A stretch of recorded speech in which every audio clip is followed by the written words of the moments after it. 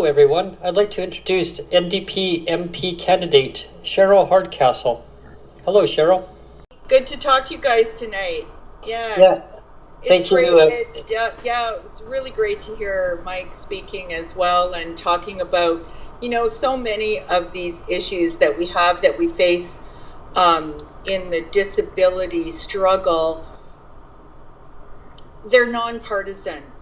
These are issues that have been studied by parliamentary committees, by Senate committees.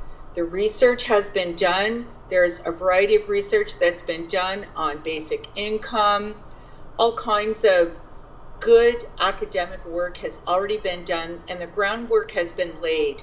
And we really just need to reinforce, and as a community of people with disabilities and allies that are advocating, that's all we need to push. We don't have to know all of these reports by heart, and you don't have to know all the details in them. That is the onus of people in government to do that research and say, you don't have to start from scratch. So many government resources have already been put into the research, and the recommendations are there. The recommendations are there that we can move right now. And it's not an either or. You don't get this and not that. We need to be streamlining and improving the disability tax credit system, the way we access funds from the federal government. There's no reason why we can't have what is called like a one-stop shop. Why do I have to go to my doctor and start from scratch for each application? There could be a master, I guess, what am I thinking of? The QR codes. If we can do that for other things, or people, why can't I just have one? And you use this, or my social insurance number, that's my master for accessing anything. For people with disabilities, you all know, having to negotiate programs provincially and federally, we start to fragment and think of this is how it's done in this province and that province. But the whole issue federally, for me, that was my work as when I was a member of Parliament for Windsor-Tecumseh in the NDP caucus, as Mike had mentioned. We had so many resources and so much material that was already being used, and we really thought that the Accessible Canada Act was going to bring us to the next level. And now we see it is not. We are still falling so short of what the United Nations Convention on the Rights of People with Disabilities calls for. And that is really what a national act is supposed to do. It's supposed to bring you in compliance, and it is not doing that. And one thing after another happens at the same time. Like some of you know and follow some of the work that Roger Gervais has done in Ottawa with building codes. Every 5 years, the National Building Code gets reviewed. So it came up, it was done by the end of December of 2021. No changes were made. We still have barriers. The barriers for people with disabilities are still there in our National Building Code. And how easy is it for a federal government to say no new dollar can be spent to perpetuate barriers for people with disabilities? And yet it still happens every time something is built or renovated or improved upon, whether it's a university or housing. The universal design is so far beyond us right now, and that's been very frustrating too. What do? So many of our friends, they burn out and they give up, right? And they say, okay, I can't deal with it anymore. I'm done. So those of us, and I know I've mentioned in this place before, this is such a great, energizing and affirming space to use Twitter space this way, because that's really what the purpose is to me personally, when we get together and all of us participate in the Canadians with disabilities and their allies Twitter space, we're affirming and energizing each other so we don't burn out. We have to be able to keep up the fight. Some of us have to keep it up for those that can't. And I guess that's what I'll start with. If anybody wants to make comments and have me respond, but that's why I'm here. There's no excuse right now for the federal government to not be responding, especially we are still in the throes of a pandemic. There's no reason that the federal government cannot be across every province. They have the access, they have the resources. We've seen that with how they quickly rolled out the relief, which was called CERB at the time. We've seen how quickly that can be rolled out, and we should have relief for people living with disabilities. And every day is a new day that they could make that choice, and they don't. Why? I don't know. Because we're not powerful corporate influencers. That's the only reason. And we have to keep our voices up and bring our friends in and make sure that friends speak up as well, that, you know, they may not be touched personally, but their conscience is touched when they see, like, why is my neighbor having to access a food bank?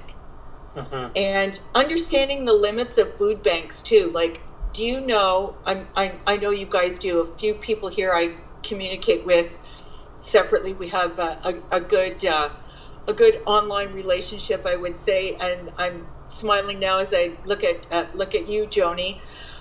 How disgusted were we that the federal government, the Trudeau government, chose to give a lump sum to food banks?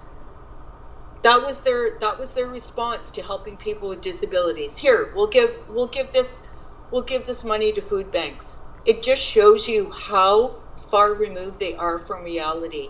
They are very disconnected, and there's no reason for it. So that's my rant. I'll leave it there for now.